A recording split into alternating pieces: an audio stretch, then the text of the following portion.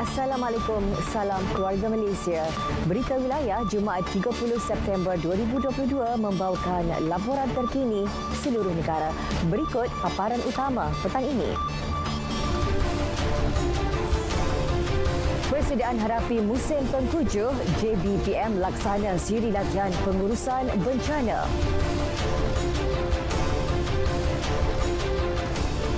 Aplikasi Amazing Seniors, platform warga emas dapatkan info komuniti, kesihatan dan khidmat nasihat.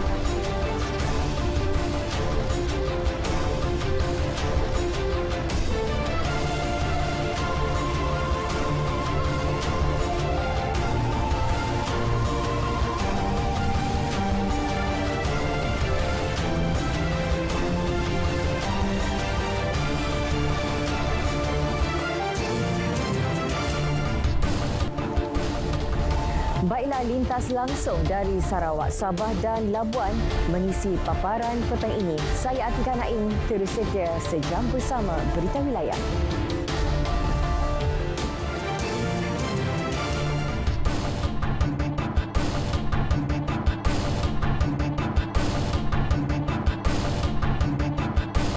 Jabatan Bomber dan Penyelamat Malaysia JBPM Negeri Sembilan melaksana beberapa siri latihan seperti latihan pemanduan bot, penyelamatan di air serta latihan berkaitan bencana sebagai persediaan menghadapi monsun Timur Laut. Pengarah JBPM Negeri Sembilan Hamdan Ali memaklumkan pihaknya sudah siap sedia mencakupi jumlah anggota dan aset. Jadi dari masa ke semasa, Jabatan Bomber dan Malaysia Negeri Sembilan sentiasa bersiap sedia dengan peralatan dan juga aset kita dan juga dengan berkaitan dengan anggota yang telah bersiap sedia. Kita sentiasa dari masa ke semasa melakukan latihan supaya mereka dalam keadaan yang terbaik. Pihaknya juga mengingatkan penduduk yang berada di kawasan berisiko banjir dan tanah runtuh agar sentiasa berwaspada. Mereka juga dinasihat agar segera bertindak menyelamatkan diri sekiranya berlaku sebarang kejadian yang tidak diingini.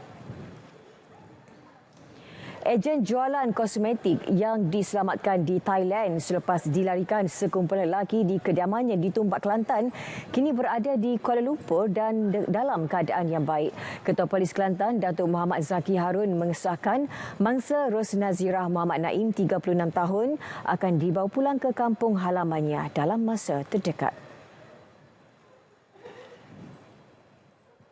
Saya juga ingin mengucapkan banyak terima kasih kepada pihak JSJ dan juga lain-lain kerana kes ini di Kelantan dan di Kelantan amat berbesar hati kerana dapat menyelamatkan mangsa. Dan ini sudah tentulah hasil daripada kerjasama erat di kalangan pegawai-pegawai di sini dalam siasatan dan juga pegawai-pegawai di Bukit Aman dan lain-lain yang sama-sama membantu. Dan saya rasa masyarakat juga membantu kerana tidak banyak menimbulkan spekulasi selepas beberapa hari. Jadi ini menyenangkan siasatan. Itu yang saya katakan. Biar polis membuat tugas ini, maklumat salurkan. Jangan membuat spekulasi. Sebab bila membuat spekulasi akan membahayakan pada mangsa itu.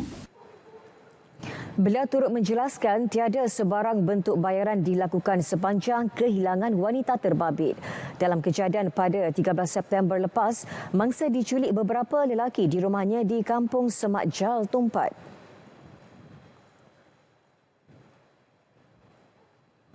Padah membuang sampah ke dalam sungai Wak Rabun Batu 33 Pontian Johor. Seorang pemandu lori berusia 52 tahun ditahan selepas tindakannya itu tular di media sosial. Suspek dipercayai mendapat bayaran kerja mengutip sampah daripada kilang dan tempat pembuangan sampah yang sepatutnya dibuang di tempat khas.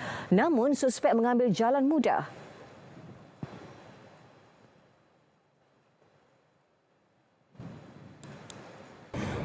Saya telah mengarahkan OCPD Pontian untuk mengambil tindakan dan mengesan di mana suspek, dan akhirnya setelah 5 jam pencarian dah kita jumpa dan tahan suspek tersebut bawa balik ke balai, dan dalam pemeriksaan itu kita lebatlah mungkin urine test dan sebagainya tu negatif urine test dia, dan dia bukan, tapi rekod ada banyak rekod berkaitan dadah berkaitan dengan jenayah. Suspek kemudian dibebaskan dengan jaminan polis selepas dirakam percakapan selain dikompon kerana memandu tanpa lesen GDL. Manakala lori miliknya dihantar ke Puspakom untuk pemeriksaan lanjut. Polis juga bekerjasama dengan SW Corp untuk menjalankan siasatan. Bekas yang dipertua YDP Majlis Daerah Kuala Langat MDKL dihadapkan ke Mahkamah Session Shah Alam atas 4 pertuduhan rasuah. Tertuduh Dr. Muhammad Azhar Muhammad Ali bagaimanapun mengaku tidak bersalah selepas pertuduhan dibacakan di hadapan Hakim Rozila Saleh. Berdasarkan kesemua pertuduhan, Muhammad Azhar ketika menjawat jawatan YDP Kuala Langat menerima wang tunai berjumlah RM100,000 tanpa balasan daripada seorang lelaki yang mengetahui berkaitan kerja rasminya. Dia melakukan perbuatan itu di MDKL selain di sebuah rumah di Taman Kasar Mekar Sungai Merap serta pusat peranginan di Jalan Pulau Keri antara 14 Julai 2017 hingga 30 April 2019. Mahkamah kemudian membenarkan jaminan RM50,000 dan sebutan semula kes pada 26 Oktober depan.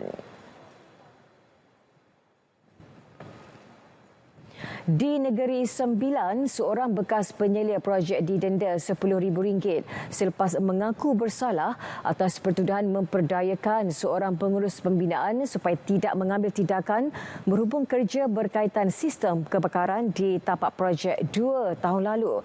Hakim Rushan Lutfi Muhammad menjatuhkan hukuman itu ke atas tertuduh Abdul Halim Abdul Aziz 40 tahun.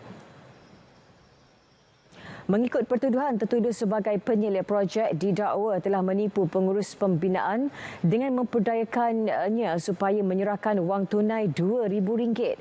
Wang tersebut bagi mengelak sebarang tindakan memberhentikan kerja pembekalan dan pemasangan sistem keselamatan kebakaran yang sedang dilaksana syarikat pengadu. Kesalahan dilakukan sekitar Negeri Sembilan pada 29 Julai 2020. Warga emas kini boleh mendapatkan maklumat berkaitan komuniti, kesihatan, pekerjaan dan aktiviti hanya di hujung jari melalui aplikasi khusus dikenali Amazing Seniors. Aplikasi ekosistem digital melalui penggunaan telefon pintar itu dilancar Senator Dewan Negara Senator Datuk Rasadi Parazi. Platform tersebut berguna sebagai medium pendedahan kepada anak-anak atau penjaga untuk mendapatkan maklumat serta khidmat nasihat penjagaan warga emas. Di mana mereka boleh dapatkan hikmat nasihat pasal sebenarnya yang nak menjaga warga emas ni pun, yang menjaganya itu pun kita mesti berikan mereka sokongan. Jadi kalau mereka keluar beriadah, ada aktiviti, sekaligus ahli keluarga kita pun dapat berinteraksi dengan yang lain dan sama belajar. Pasal ramai warga emas kita melalui Parkinson, masalah neuro, masalah demensia. Jadi itu adalah antara perkara-perkara yang kita tidak boleh lari. Jadi saya berharapan dengan apa yang mereka lakukan, ramai lagi akan datang bersama-sama dan mengikuti mereka supaya kita dapat sama-sama menyediakan populasi negara kita yang warga emas itu menjadi populasi yang lebih berkeyakinan dan tidak rasa tersisih.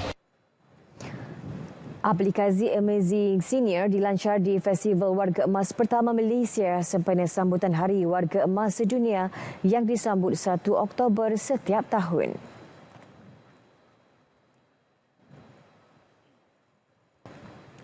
Baiklah saudara, kita ikuti perkembangan cuaca semasa bersama Pegawai Met Malaysia Rashdam Amirul Ashraf. Rashdam, silakan. Baiklah, Assalamualaikum dan salam hormat kepada semua penonton. Kita mulakan informasi cuaca pada petang ini dengan melihat kepada keadaan cuaca semasa. Dapat diperhatikan ketika ini, hujan lebat kini sedang berlaku di 1-2 tempat melibatkan hampir ke semua kawasan di semenanjung Malaysia kecuali di Perlis dan juga Melaka. Keadaan hujan yang sedang berlaku ketika ini dijangka boleh berlanjutan sehingga ke malam nanti. Bagi tinjauan cuaca semasa di Sabah dan Sarawak pula, dapat diperhatikan ketika ini, hujan kini sedang berlaku di 1-2 tempat melibatkan bahagian Kudat, Sandakan dan juga Tawau di Sabah, termasuklah di sekitar bahagian Limbang, Mukah dan juga Betong. Keadaan hujan yang sedang berlaku ketika ini dijangka akan beransur pulih dalam sedikit masa lagi. Baiklah, untuk makluman semua juga, Met Malaysia masih lagi mengekalkan amaran angin kencang dan laut bergelombang peringkat pertama melibatkan kawasan-kawasan yang berwarna kuning berkenaan, yang mana keadaan ini akan berkuat kuasa sehingga ke 2 Oktober nanti. Oleh yang demikian, keadaan ini adalah amat berbahaya untuk aktiviti menangkap ikan, bot-bot kecil dan perkapalan serta aktiviti pantai dan sukan laut. Baiklah, sekian sahaja informasi cuaca pada petang ini. Dapatkan maklumat cuaca terkini dan sahih melalui aplikasi MyCuaca atau boleh ke laman sesawang kami di www.met.gov.my. Sebelum berpisah, kita ikuti tinjauan cuaca bagi bandar-bandar utama di Malaysia. Sekian, Assalamualaikum.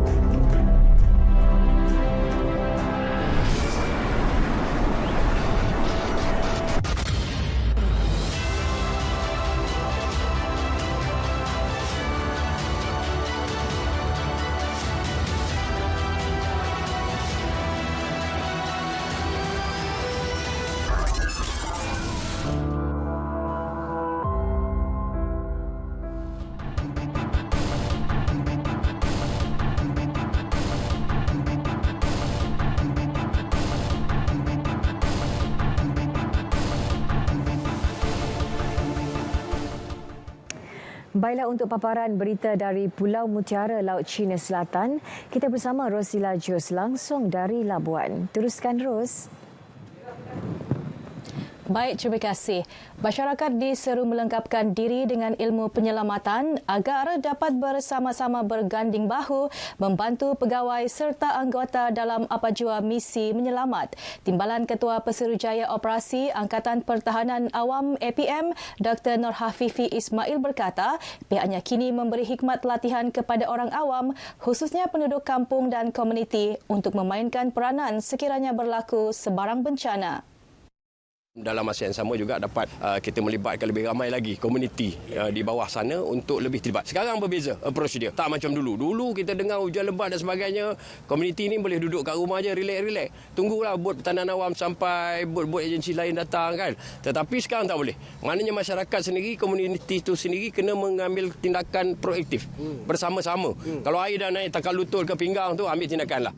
Langkah itu bagi mengurangkan kebergantungan terhadap bantuan yang mengguna pakai aset sedia ada bagi memberikan fokus kepada kawasan lain yang terjejas teruk. Seramai 10,500 anggota dan pegawai APM di seluruh negara bersiap sedia untuk menghadapi musim tengkujuh. Pihaknya juga mengenal pasti 6,000 pusat pembinaan sementara PPS dengan 64,310 kemah disediakan di seluruh negara bagi menempatkan penduduk terjejas.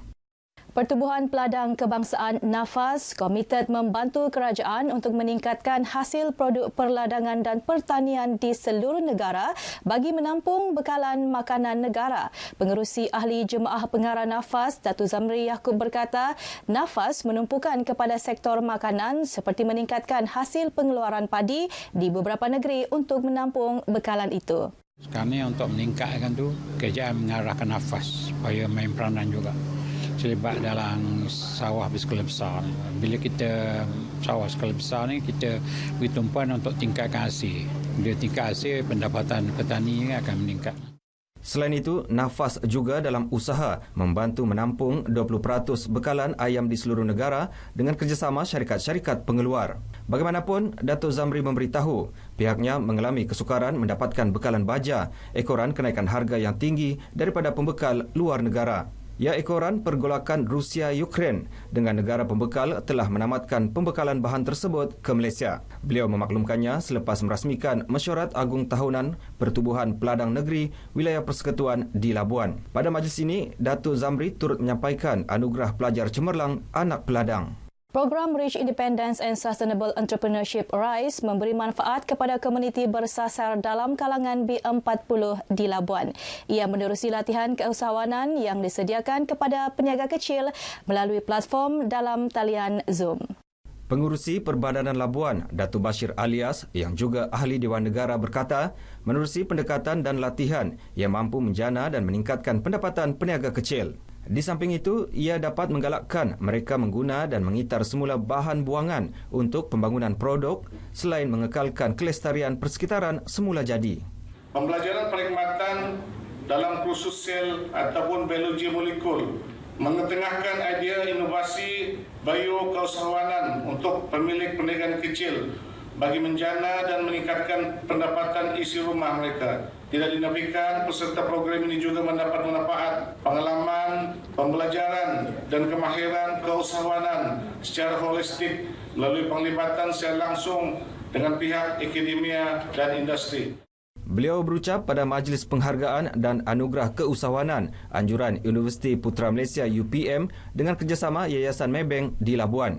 Secara keseluruhannya, hasil inisiatif program tersebut, purata pendapatan bulanan peserta meningkat sebanyak 258.84% sekaligus mencapai objektif utama.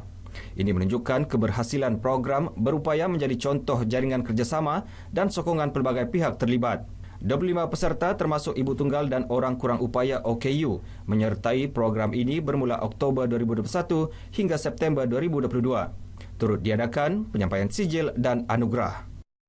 Menjelang pembentangan bajet 2023, Kerajaan Persekutuan diharap dapat menyediakan sejumlah peruntukan kepada Sabah Electricity Sdn Bhd SESB untuk pembangunan infrastruktur tenaga di Sabah dan Labuan. Ini dinyatakan Ketua Pegawai Eksekutifnya Muhammad Yaakob Jaafar. Dalam pembentangan bajet pada bulan Oktober ini, kita mengharapkan Sabah akan mendapat dana peruntukan bagi pembangunan infrastruktur elektrik yang banyaklah bagi memastikan sistem pembekalan elektrik di Sabah sentiasa berdaya harap dan terjamin. Ya, termasuk Labuan. Katanya, ini secara langsung dapat meningkatkan keyakinan rakyat terhadap perkhidmatan yang diberikan pihaknya selain dapat mengatasi sebarang gangguan bekalan tenaga elektrik. Beliau memberi maklum balas itu kepada pemberita di Labuan. Tumpuan utama minggu hadapan terarah kepada pembentangan bajet 2023 yang dijadual 7 Oktober. Dengan itu, sekian paparan berita wilayah dari Labuan, kembali ke Angkasa Puri. Baik, terima kasih Rosila untuk perkembangan dari Labuan. Kita berhenti rehat seketika, jangan ke mana-mana.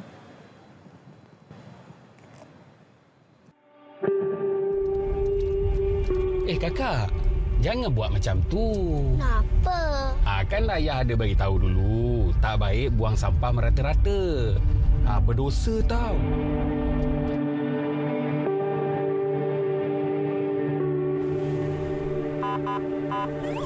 Kena dah. Saman ni. Tuan. Apa bagi, Cik? Minta IC, Cik? Boleh. Kesalahan lampu merah, Cik. Tuan, Tuan kau timas kiran. Ayah, janganlah macam tu. Itu kan rasuah. Berdosa tau. Betul apa yang nak Cik cakap. Jangan lama macam tu, Cik. Ni saman. Maaf, Cik. Hati-hati madu, Cik.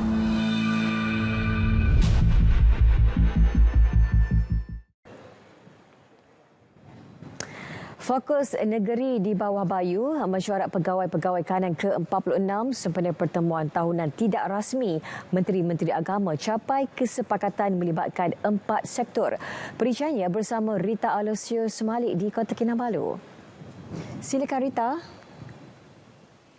Baik Atika, beberapa kesepakatan berjaya dimuktamadkan khususnya melibatkan perancangan strategi dicapai dalam mesyuarat pegawai-pegawai kanan SOM ke-46 melalui pertemuan tahunan tidak rasmi Menteri-Menteri Agama Brunei Darussalam, Republik Indonesia, Malaysia dan Singapura MABIMS berlangsung di Kota Kinabalu sejak 26 September lalu. Perancangan strategi MABIMS 2021-2025 menumpuhkan 4 sektor iaitu pendidikan dan penghidupan agama, kesejahteraan sosial, potensi belia dan keharmonian serantau. Merupakan satu kesepakatan serantau untuk kita sama-sama berkongsi pengalaman dan juga mencari kaedah-kaedah terbaik untuk dilaksanakan bersama bagaimana untuk kita memartabatkan pengurusan hal ehwal Islam, ekonomi, sosial, pendidikan terutamanya dan sebagainya. Beliau berkata demikian selepas mengadakan lawatan kerja ke Masjid Bandaraya Kota Kinabalu bersama delegasi SOM MABIMS 2022. Dalam lawatan tersebut, semua delegasi dibawa melawat kawasan inisiatif masjid seperti Kids Zone, Pusat Komuniti OKU, Pusat Pendidikan Al-Mubarak serta Pusat Syukbah Hal Ehwal Wanita dan Kemasyarakatan. Ada jawatankuasa, pentadbir staf Masjid Bandaraya dapat menghidupkan, mengimarahkan masjid ini hingga ke peringkat yang ada akhir ini. Yang mana ini adalah satu kekuatan, kekuatan teamwork dari peringkat bawah hingga peringkat atas dan seluruh staf kami dan jemaah. Susulan kejadian tanah runtuh yang berlaku di Jalan Kota Kinabalu Sandakan iaitu di kilometer 87.4 berhampiran Taman Kinabalu Kundasang Ranau. Kru berita RTM kini berada di lokasi. Serina Olivia Chong bersedia dengan laporannya. Terima kasih Rita. Ketika ini saya berada di lokasi kejadian tanah runtuh di Ranau yang dilaporkan berlaku semalam sehingga menyebabkan berlakunya penutupan jalan. Namun setakat ini satu laluan telah digunakan semula. Nah, bagi mendapatkan maklumat lanjut, saya bersama penyelia tapak daripada salah sebuah konsesi Jabatan Kerja Raya yang dilantik untuk melakukan kerja-kerja pembersihan. Terima kasih kepada Encik Rizal Rashid. Mungkin apa yang Encik Rizal boleh kongsikan bersama kami dan juga masyarakat di luar? Okey, semalam kami menerima aduan lebih kurang pukul 7 malam dan seterusnya saya arahkan tim worker saya untuk bergerak lebih kurang pukul 7.30 dan lebih kurang pukul 9 lebih gitu satu laluan jalan raya telah boleh dilalui pada orang awam. Baik Encik Rizal, mungkin perkembangan terkini proses pembersihan yang sedang berlaku ni. Okey, buat masa sekarang kerja-kerja pembersihan disambung yang dari semalam dan hari ini kedua-dua jalan boleh dilalui lah oleh orang awam. Baik Encik Rizal, mungkin apa nasihat Encik Rizal kepada pengguna jalan terutamanya dan juga kepada masyarakat yang tinggal berhampiran di sini berhubung dengan keadaan di sini ini? Nasihat saya kepada pengguna jalan raya sentiasa patuh pada signboard yang telah kami pasang dan berhati-hati ketika melalui jalan ini. Baik, terima kasih kepada Encik Rizal. Sekian maklumat yang kami dapat bawakan daripada lokasi. Apapun kepada mereka yang tinggal berhampiran ataupun kepada mereka yang akan melalui jalan di sini, sila berhati-hati dan sentiasa patuh kepada papan tanda ataupun flagman yang berada di berhampiran di jalan raya ini. Baiklah, kembali kepada Rita. Baik, terima kasih Serina. Semua unit pemimpin pembangunan masyarakat UPPM di 73 Dewan Undangan Negeri seluruh Sabah siap siaga menghadapi sebarang bencana yang berkemungkinan berlaku akibat monsun timur laut November ini. kita akan pastikan kita punya jentera khususnya unit pemimpin modal masyarakat di semua kawasan GKK dan juga GKDB ini akan terus bersama-sama memastikan untuk membantu dan mereka juga bersiap siaga dalam memastikan supaya apabila berlaku musibah ini insya-Allah mereka terus memberikan kerjasama padu bersama juga agensi-agensi yang lain yang terlibat. Beliau berkata demikian semasa ditemui selepas merasmikan penutupan sambutan Bulan Kemerdekaan Sekolah Kebangsaan Lumat di Beaufort. Antara langkah awal dibuat adalah mengenal pasti setiap kawasan berpotensi dan berisiko, mengemas kini senarai nama penduduk selain melatih dan mengadakan kursus kaki tangan berkaitan pengendalian bencana. Jelas Datuk Mat Wali lagi, UPPM juga akan terus bekerjasama dengan pelbagai agensi termasuk Pusat Kawalan Operasi Bencana PKOB di setiap daerah. Seramai 70 pelajar tahun akhir Politeknik di Kolej Komuniti di seluruh Sabah menyertai bengkel e-commerce campaign management digital marketing peringkat zon Sabah melalui program penjana Kementerian Kepengajian Tinggi KPT Career Enhancement Program CAP. Program ini adalah bertujuan untuk membantu graduan yang bakal tamat pengajian untuk zon Sabah dalam bidang digital marketing. Maknanya signifikanlah dengan keadaan sekarang selepas pasca COVID-19, perdagangan ataupun perniagaan lebih kepada e-commerce. Pendapat saya program macam ni perlu dianjurkan lagi sebab ni antara bengkel yang terbaik saya pernah ikut. Diorang lepas ajar, terus kami buat praktikal. Jadi benda tu kami akan cepat faham. Jadi budak-budak yang ikut pun diorang tak akan bosan dan tak akan ada masa untuk curi tulang. Pemuda-pemuda yang akan datang lah, pelajar-pelajar selepas kami, junior-junior. Diorang perlu tahu lah. Penting lah sebab untuk membuka minda mereka yang tidak tahu cara buat marketing online, macam mana buat sale dari telefonnya. Program Penjana KPT CAP merupakan inisiatif kerajaan melalui Kementerian Pengajian Tinggi dalam menangani cabaran kebolehpasaran graduan selain mengurangkan kadar pengangguran akibat wabak COVID-19. Seramai 510 graduan Universiti Teknologi Mara UiTM Cawangan Sabah diraikan dalam istiadat Convocation ke-94 di Dewan Al-Bukhari UiTM Sabah Kampus Kota Kinabalu. Majlis istiadat disempurnakan Pro-Chancellor UiTM Sabah Tun Haji Ahmad Shah Abdullah melalui 2 sidang. Pencapaian UiTM Sabah. UiTM Sabah ini kita sebenarnya kebolehpasaran graduan UiTM adalah antara 83 ke 85%. Jadi walaupun 2021 ataupun 2019 hingga 2022 ni kita menempuh pandemik ini, namun dengan kadar kebolehpasaran yang tinggi dan mencapai apa sasaran yang diletakkan oleh kementerian, saya rasa kita berada di landasan yang betul untuk melahirkan graduan-graduan ini. Perancangan saya pada masa akan datang, kemungkinan jika ada rezeki, saya akan menyambung pengajian ke peringkat yang seterusnya. Perancangan saya pada masa hadapan, saya akan meneruskan bekerja. Saya tidak ingin lagi meneruskan pelajaran sebab saya sudah selesai dengan pekerjaan saya sekarang ini. Hasrat saya lepas ni, saya mungkin akan meneruskan pelajaran di UiTM juga. Untuk masa sekarang ni memang fokus untuk bekerja lah. Tapi insyaAllah kalau ada rezeki, saya akan teruskan pelajaran saya di master. Harapan saya harap dia boleh sambung pergi master dan di universiti yang sama, UiTM. Kami selaku ibu bapa memberi galakan pada beliau untuk meneruskan pelajaran. Sekian paparan dari Negeri di Bawah Bayu. Untuk lebih banyak perkembangan semasa di tanah air, terus saja bersama Atika Naim di Angkasa Puri. Silakan. Baik, terima kasih Rita untuk perkembangan dari Kota Kinabalu.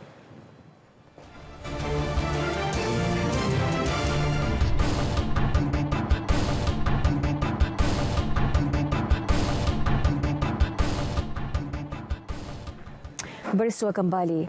Di Pontian, 28 individu berumur 21 hingga 69 tahun ditahan disyaki terlibat aktiviti penyalahgunaan dadah dalam serbuan selama 3 hari hingga Rabu lalu.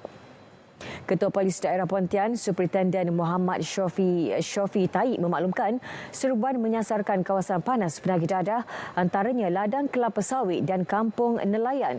Turut dirampas pelbagai jenis dadah dianggar bernilai RM2,150. 3 daripada suspek mempunyai rekod dikendaki polis.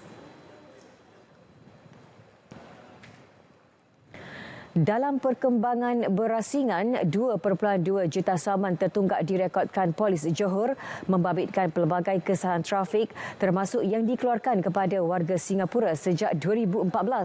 Kira-kira 109,000 daripada saman tertunggak melibatkan warga Singapura. Ambillah peluang ini kerana ini penghujung minggu, so datanglah ke balai-balai trafik yang berdekatan untuk menjelaskan saman tersebut.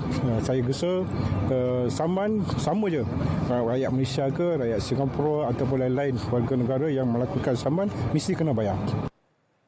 Bermula hari ini hingga Ahad, Polis Johor menawarkan pengurangan bayaran saman sebanyak 50%. Beliau menyatakannya pada acara pelepasan konvoi program Ramah Mesra PDRM Johor bersama Brother Motor di IPK.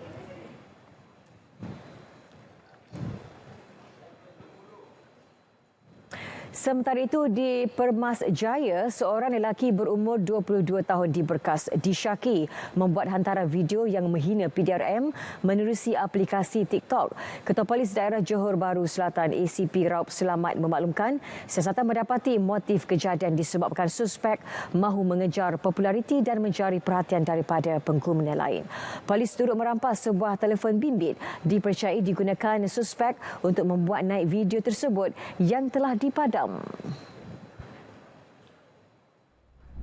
Gajah aspirasi keluarga Malaysia, pameran kementerian di Sukanado, sukan raya jualan IKS Duo, di Karnival Kejaya kita berjumpa. Mau kita pergi ke jelajah aspirasi keluarga Malaysia di 9 pada 7 hingga 9 Oktober 9 pagi hingga 9 malam di Dataran Seri Jompo, Batas Seri Jompo di 9. Mau terojah!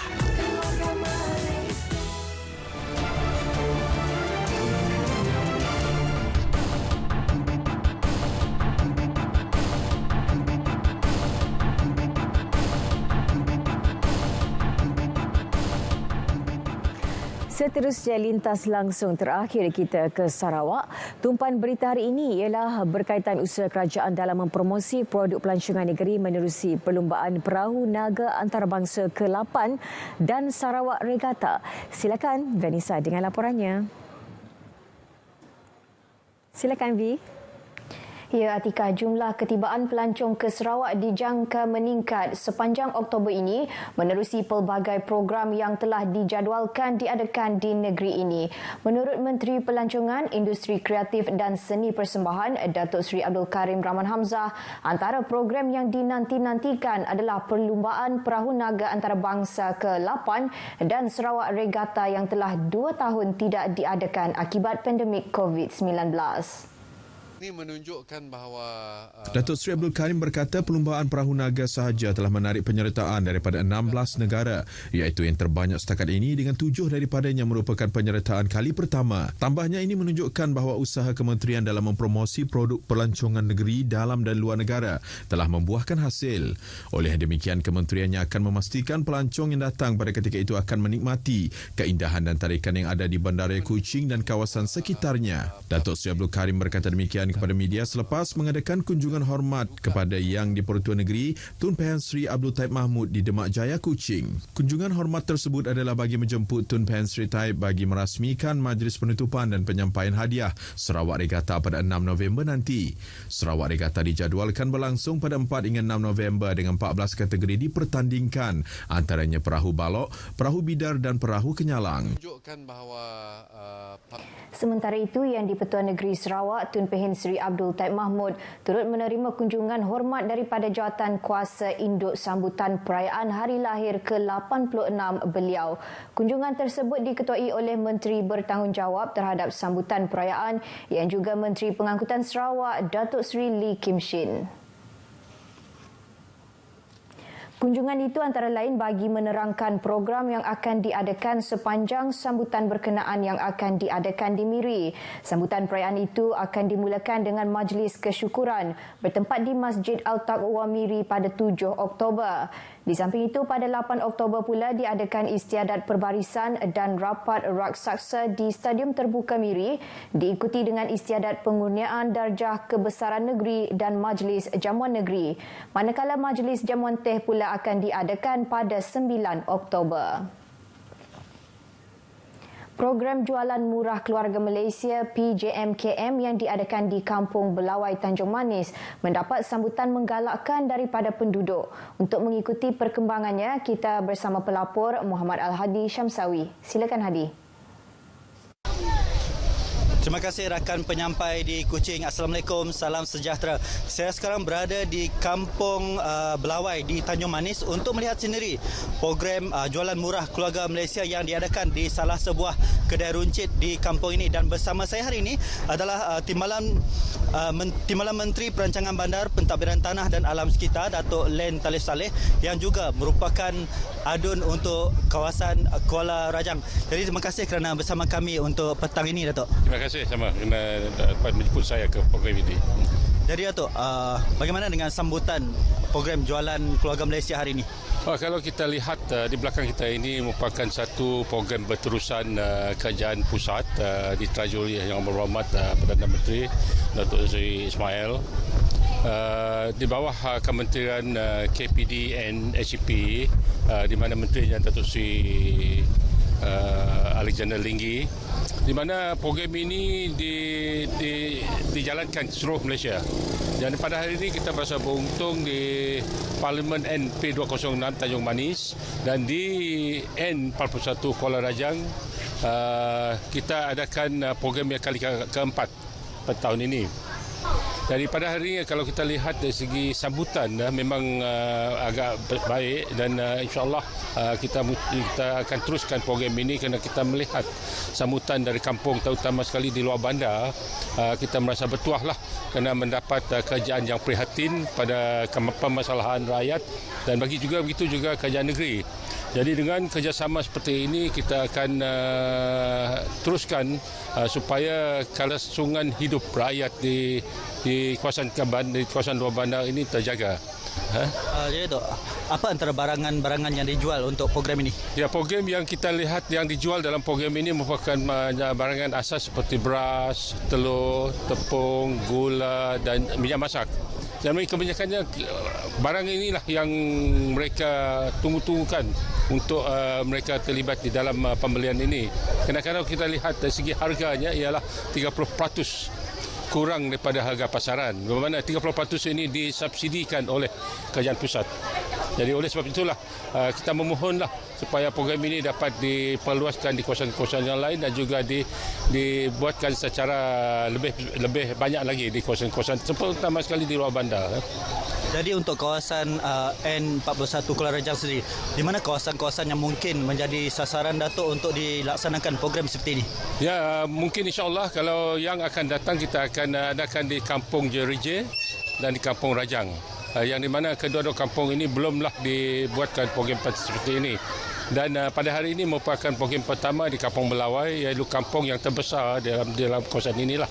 Dan insyaAllah kita akan diperluaskan pada penempatan pendudukan IBAN yang ada juga di kawasan ini, insyaAllah dari tengah datang. Jadi terima kasih kerana bersama kami petang ini, Datuk. Jadi sekian saja lintas langsung saya dari Kampung Belawai untuk program jualan murah keluarga Malaysia di kawasan Parlimen Tanjung Manis ini. Kita kembali bersama rakan penyampai di studio di Kuching. Silakan. Baik, terima kasih Hadi. Sementara itu, pengunjung yang ditemui pemberita rata-rata menzahirkan rasa syukur dan berharap agar program jualan murah keluarga Malaysia PJMKM dapat diperluas dan dikerapkan penganjurannya. Katanya di Dun Kuala Rajang sendiri, program itu sudah diadakan beberapa kali di lokasi-lokasi berbeza seperti di Tanjung Manis dan di kawasan Suso Jambu Sarike. Kalau kita lihat dari sambutan memang itu baik sekali dan maklumlah harga dikurangkan pada 30% harga asal dengan tidak mengkompromikan kualiti harga, kualiti barang. Beliau merancang untuk memohon agar program itu dapat diadakan di kawasan penempatan masyarakat Iban di Dun Kuala Rajang dan beberapa lokasi lain seperti Kampung Jerijih dan Kampung Rejang. Dalam pada itu, beberapa pengunjung ditemui juga menyambut baik program yang diadakan itu. Program ini memang bagus untuk semua orang yang di 40, semuanya memanglah bagus. Sama mau dapatkan minyak sekarang. Tapi macam kedai beras, macam kedai gula, dah okey. Macam kedai minyak ni kadang-kadang dapat, kadang-kadang tidak dapat macam tu. Kalau boleh adakan banyakkan minyak lah. Sebabkan sekarang pun banyak minyak yang pakai tu. Sekolah selalu je lah sebab situ banyak proses kuih muih. Banyak memerlukan barang tepung, telur, minyak, beras. Nang diperlukan di kampung nelayan tu. Sebab kami tu nelayan mula kuih nang paling famous di situ. PJMKM kini telah diperluas ke semua 600 kawasan Dewan Undangan Negeri di seluruh negara dan 13 parlimen di wilayah persekutuan bagi tempoh 31 Ogos lepas sehingga 31 Disember depan. Lebih 100 usahawan tempatan menyertai mini karnival usahawan desa KUD, anjuran Kementerian Pembangunan Luar Bandar yang julung kalinya diadakan di Limbang. Program tersebut berlangsung selama 3 hari bermula hari ini, menyasarkan 5,000 pengunjung setiap hari dengan menyediakan pelbagai aktiviti menarik untuk usahawan dan pengunjung.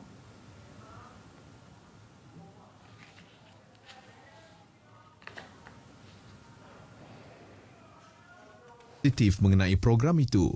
Saya rasa bersyukurlah kerana bagi peluang untuk buat jualan dan promosi produk mi kuning saya dan mi kuning kering. Terima kasihlah kepada bantuan Resda yang ada lah. Terima kasih kepada penganjur kerana memberi peluang kami peniaga di Limbang dalam program ini.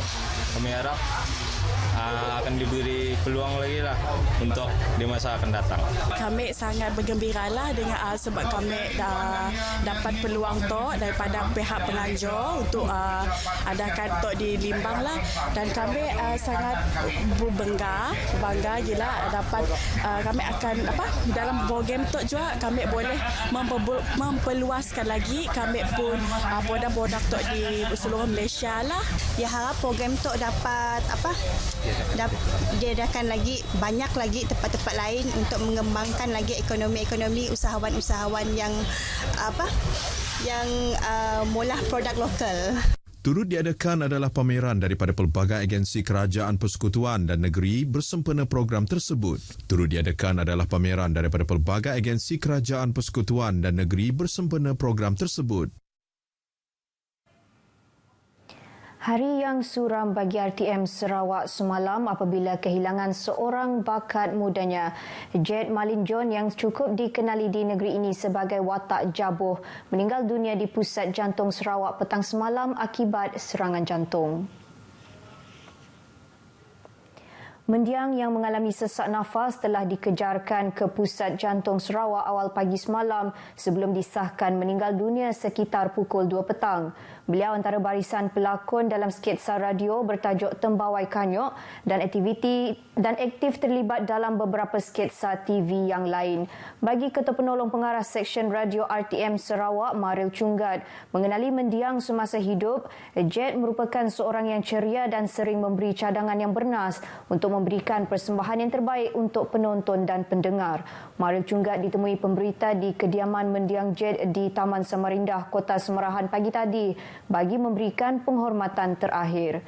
Mendiang Jet yang berusia 40 tahun meninggalkan seorang balu dan anak lelaki berumur 11 tahun.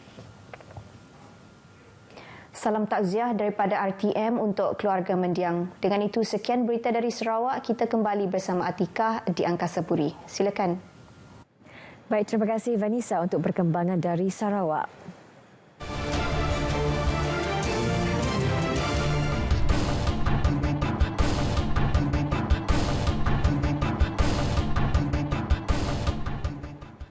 Seramai 216 individu ditahan sepanjang 3 hari Obstapis khas Malaysia yang dilaksanakan bermula Isnin lalu.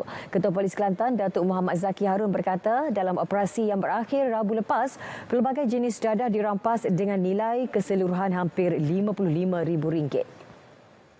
Turut disita pelbagai jenis kenderaan dan wang tunai kira-kira RM32,000. Pemeriksaan dan serbuan juga dilakukan di Pengkalan Haram membabitkan 27 lokasi dan stor haram di Tumpat, Pasir Mas, Tanah Merah dan Jeli. Hasilnya 8 ditangkap atas kesalahan dadah dan 3 suspek bagi kes lain.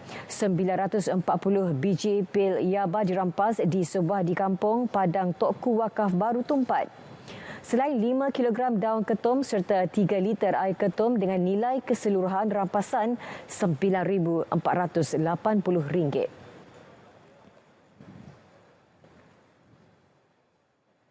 Sementara itu, 4 lelaki warga tempatan serta seorang lelaki warga Thailand ditahan di sebuah bangsa ladang sawit Felda Ciku 2. Selaras senapang patah buatan sendiri juga dirampas, termasuk satu beg plastik yang mengandungi kepala dan bahagian daging dipercayai kijang tanpa lesen. Turut ditemui 14 butir peluru hidup. Apapun ada senjata api tanpa lesen untuk tujuan apa pun akan salah. Dia bukan sebab tujuan, sebab pemilikan itu salah. Walaupun senapan itu adalah senapan tiruan ataupun senapan angin, tetapi pemilikan senjata api akan dianggap walaupun tiruan, walaupun angin, dia adalah senjata api, dibawa akta senjata api. Kesemua suspek berusia antara 22 hingga 39 tahun positif dadah direman. Perkembangan sukan bola sepak melibatkan pasukan Terengganu FC TFC. Jurulatih muda yang sedang meningkat naik Nafuzi Zain enggan melayan khabar angin mengenai perpindahannya dari Bumi Darul Iman ke Negeri Jelapang Padi musim depan. Jelas beliau tumpuannya kini adalah untuk bersama skuad Sang Penyu musim ini yang masih berbaki 2 bulan. Menurut Nafuzi, beliau menganggap khabar angin tersebut sebagai lumrah dalam dunia bola sepak dan tidak sesekali menjejaskan fokus serta misinya untuk membawa TFC ke pentas Piala Konfederasi Bola Sepak Asia tahun depan. Mengulas lanjut, Nafuzi berkata setakat ini beliau masih belum menerima sebarang tawaran daripada pihak pengurusan Terengganu Football Club Cedar Berhad. Bagaimanapun, beliau enggan terlalu memikirkan perkara tersebut dan menunggu masa sesuai untuk menentukan hala tujunya tahun depan sekiranya khidmatnya sudah tidak diperlukan di Terengganu. Dalam perkembangan lain, Nafuzi yang juga bekas penyerang pasukan Terengganu mengingatkan anak buahnya supaya mempamerkan aksi terbaik bagi meraih 3 mata pada perlawanan Liga Super menentang Sabah FC di Stadium Sultan Mizan Zainal Abidin malam esok.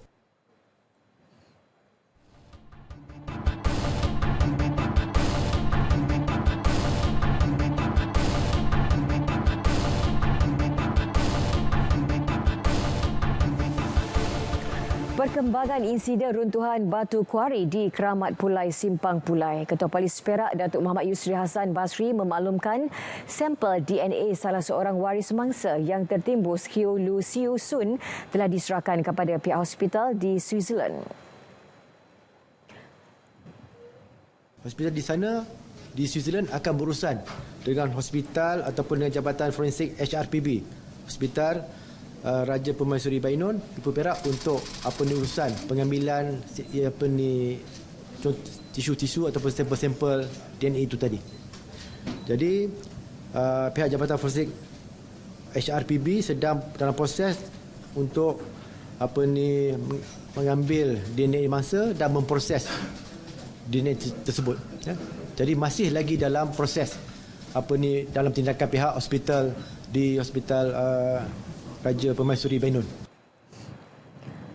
Pada masa sama, pihaknya juga masih menunggu laporan penuh ujian DNA membabitkan salah seorang lagi mangsa iaitu waris keluarga Itam Lasuh.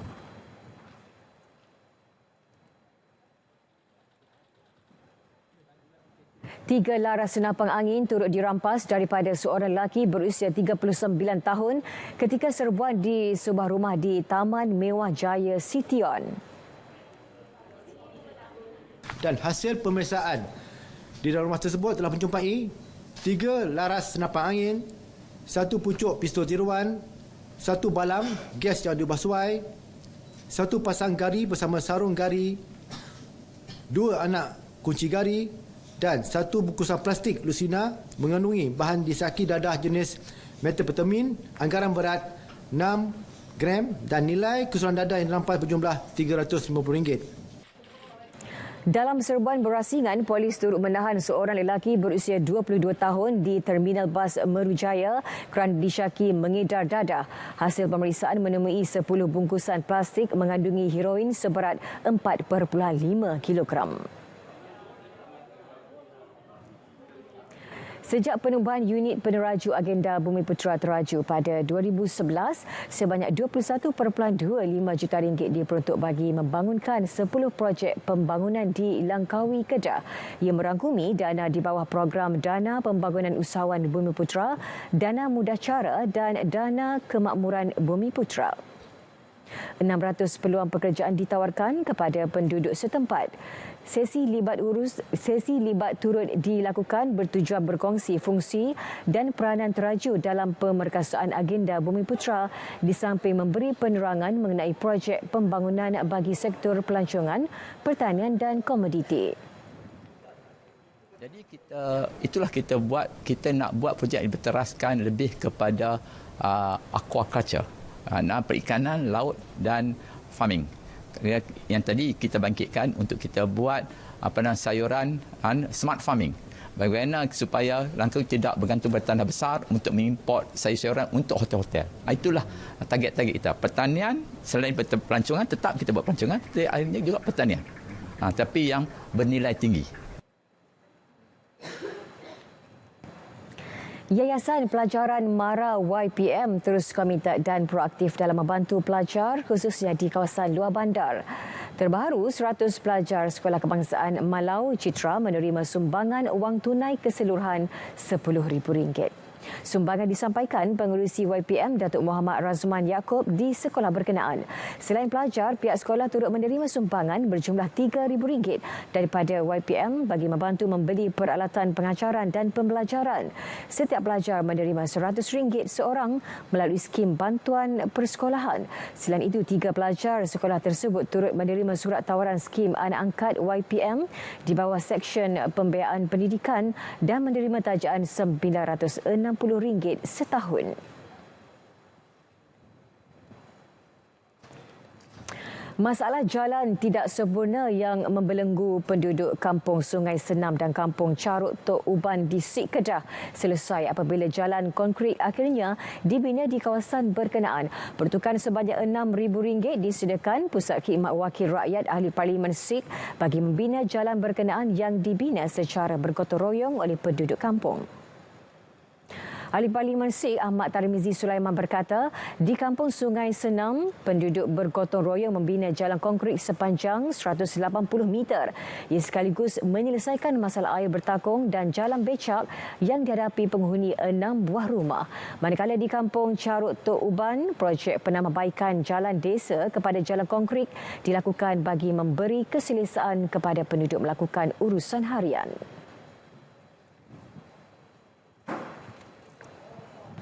Penjawat awam dan swasta di Perlis diseru menyertai program berwakaf secara tunai bersama Majlis Agama Islam dan Adat Istiadat Melayu Perlis MAIPS. Kempen Jom Berwakaf 50 sen sehari bersamaan RM15 sebulan secara potongan gaji bulanan mampu menjana pendapatan wakaf yang konsisten untuk dimanfaatkan. Raja Muda Perlis Tuanku Said Faizuddin Putra Jamalullah bertitah dana wakaf tunai yang besar amat diperlukan bagi merealisasikan setiap agenda dan inisiatif wakaf seperti yang dirancang. Buktinya, kejayaan pembinaan bangunan wakaf MAIPS Perkhidmatan Dialisis Hospital Tuanku Fauzia. Mercu tanda ini dibina menerusi wakaf tunai seluruh masyarakat dalam membantu meringankan beban pesakit yang menderita dan memerlukan rawatan kesihatan. Baginda bertitah pada Seminar Kesedaran Berwakaf Peringkat Negeri Perlis sempena program Roadshow Bulan Wakaf Kebangsaan.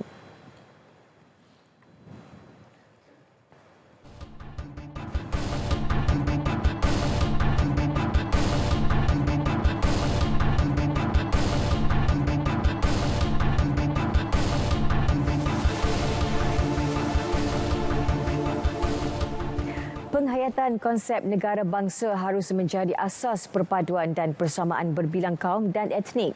Ia merangkumi penghayatan warisan sejarah dan budaya dalam membina peradaban bangsa sepunya Malaysia yang makmur dan majmuk. Fellow Ulama Institut Kajian Etnik Universiti Kebangsaan Malaysia, Profesor Dr. Mansur Muhammad Nur berkata, kepelbagaian budaya dan etnik perlu diterap sepenuhnya sebagai pengukuhan jati diri negara dan kebajikan masyarakat. Ketuhanan anak watan dan masyarakat aneka kepelbagaian.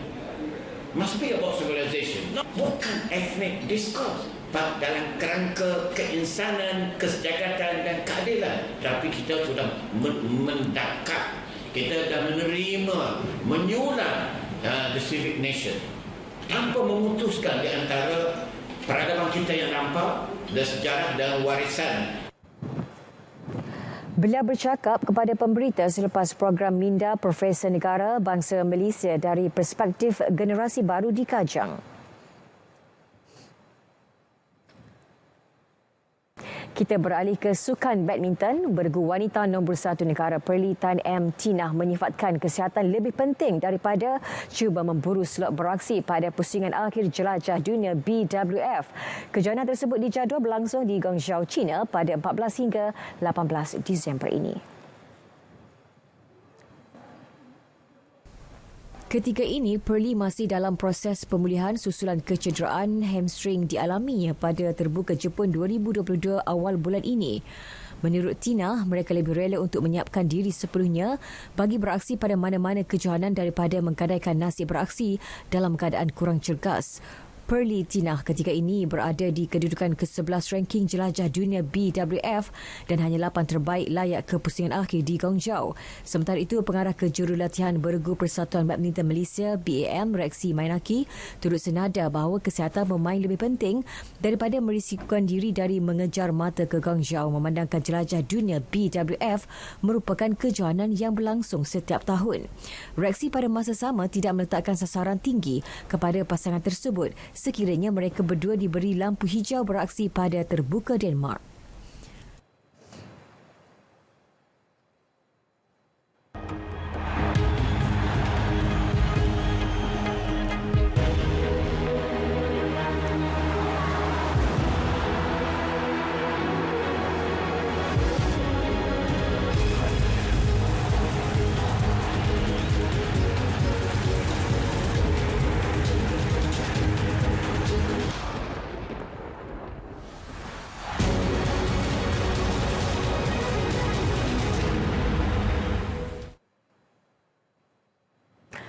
Saudara, berita wilayah edisi Jumaat 30 September 2022 berakhir di sini. Dapatkan perkembangan sahih sepanjang masa melalui portal berita.rtm.gov.my. Saya Atika Naim. Assalamualaikum. Salam keluarga Malaysia. Jumpa lagi.